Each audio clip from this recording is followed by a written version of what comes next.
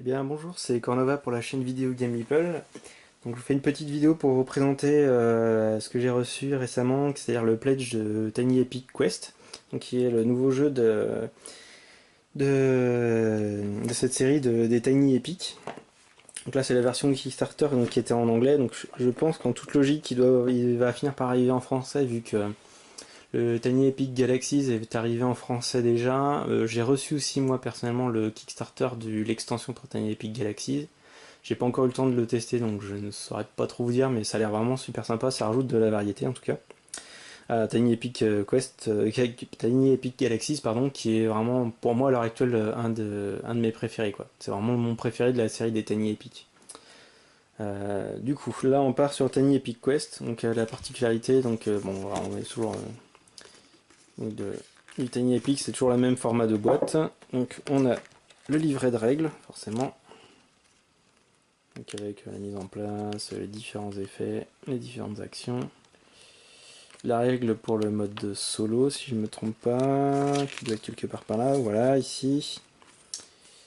Voilà. Le résumé du tour et compagnie. Dedans, du coup là c'est la version Kickstarter, du coup j'ai une expansion qui est incluse, je me souviens même plus qu'il y avait ça, qui rajoute en fait des tuiles de monde avec des petits symboles de champignons qui sont des petits personnages qu'il faut essayer de sauver et ça nous rapporte des points supplémentaires.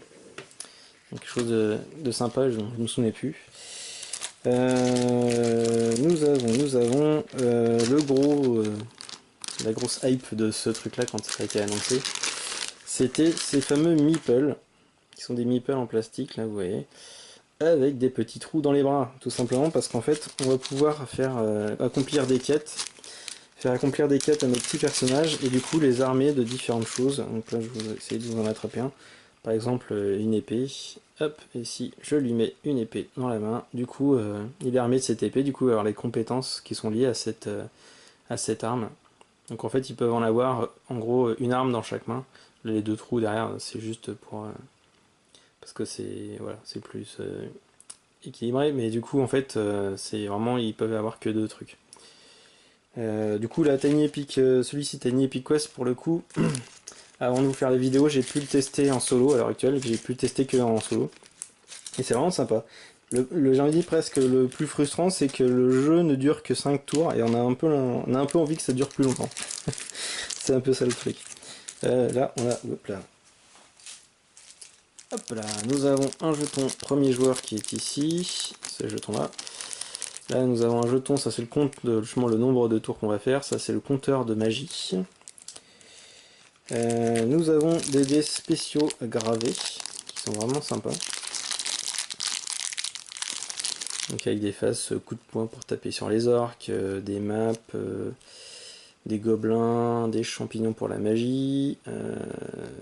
Ça c'est pour récupérer de la puissance, du pouvoir, des torches pour aller dans les donjons, choses comme ça.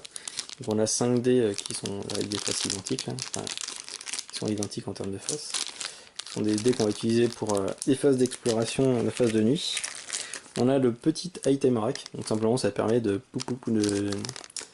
puncher dedans toutes les armes pour les avoir à disposition plus facilement. Ça c'est vraiment sympa du coup. Il y a juste à passer, en fait il se clipse bien dedans, il y a juste à passer un peu le doigt derrière pour pas que faire sauter le truc. Donc c'est plutôt sympa. Donc là on a les petits jetons en bois, donc tout ça c'est du bois. Hein. Sauf ça c'est du carton là. Qui représente du coup la vie, le nombre de points de vie. Là c'est des espèces de petits papillons qui sont en fait des fées. Hein. Ce sont en fait représenter le niveau de magie auquel on est. Le triangle là c'est le niveau de pouvoir auquel on est, qui va monter ou descendre. Et là on a les petits jetons qui permettent de savoir quel est nos nombres de points de vie maximum et notre nombre de points d'énergie maximum. On a les petits trolls qui sont là, en fait ils sont recto verso, parce qu'ils sont un côté vert, je suis content, je vais pouvoir aller à la baston, et un petit côté rouge où ils sont un peu vexés, personne n'est venu essayer de se battre contre eux, du coup ils vont bien vous embêter pendant que vous essayez de faire votre phase de jour, pendant que vous faites votre phase d'exploration.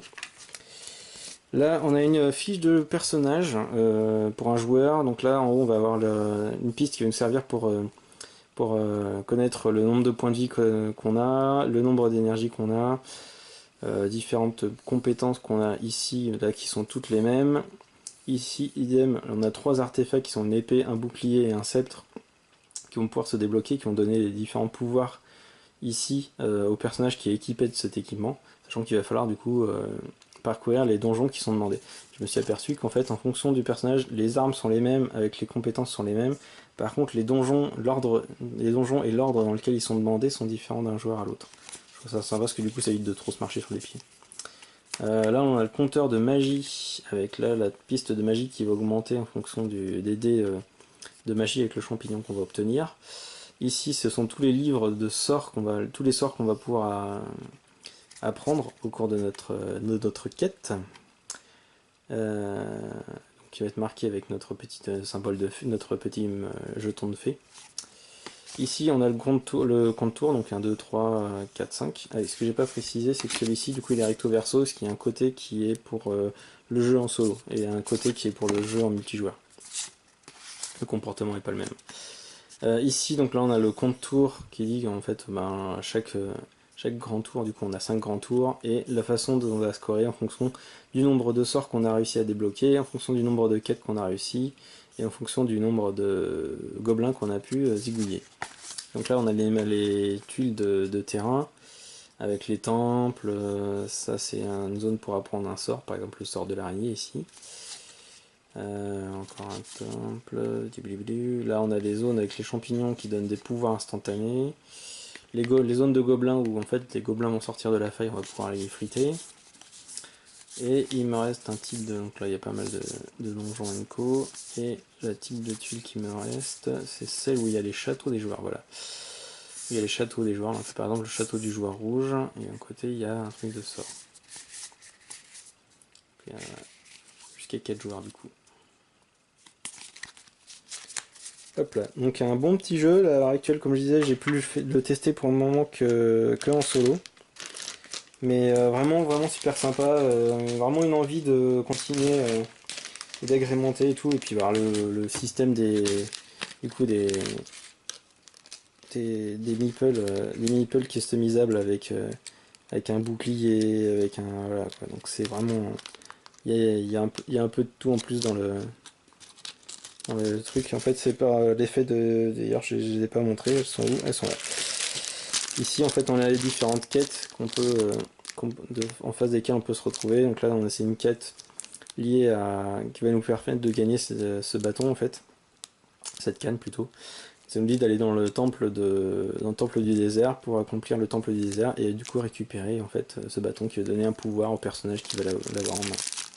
C'est vraiment sympa parce que du coup c'est vraiment complètement c'est vraiment différent, je pense, vraiment à chaque partie. Du coup il n'y a que l'épée, le bouclier et la grande épée, le bouclier et le grand bâton en fait qu'il va y avoir en commun.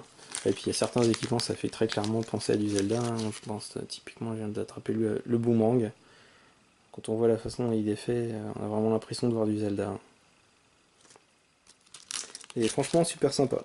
J'ai hâte de pouvoir le tester à plusieurs pour avoir un autre ressenti, mais déjà rien qu'en solo, je me suis bien éclaté. Donc je pense qu'en multi, j'attends de voir comment ça se comporte et comment ça se joue en multi, et il se peut que ça remplace Tiny Epic Galaxies dans mon top des jeux de la game des Tiny Epic.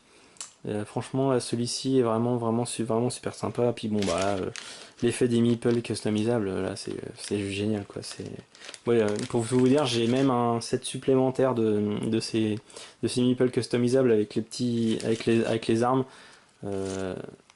juste pour le délire, quoi. C'était vraiment, je trouve ça génial, quoi. Comme invention de leur part, c'est vraiment génial. Là, c'est un truc. J'espère que avec un peu de chance, ça sera utilisé dans d'autres jeux, ce système-là, mais ça serait vraiment super sympa. Version, voilà, c'est pas un simple meeple, on a une version super sympa et customisable d'un meeple. Voilà, bon bah je vais vous laisser là-dessus et je vous dis bah à très bientôt et puis bah jouez bien. Salut.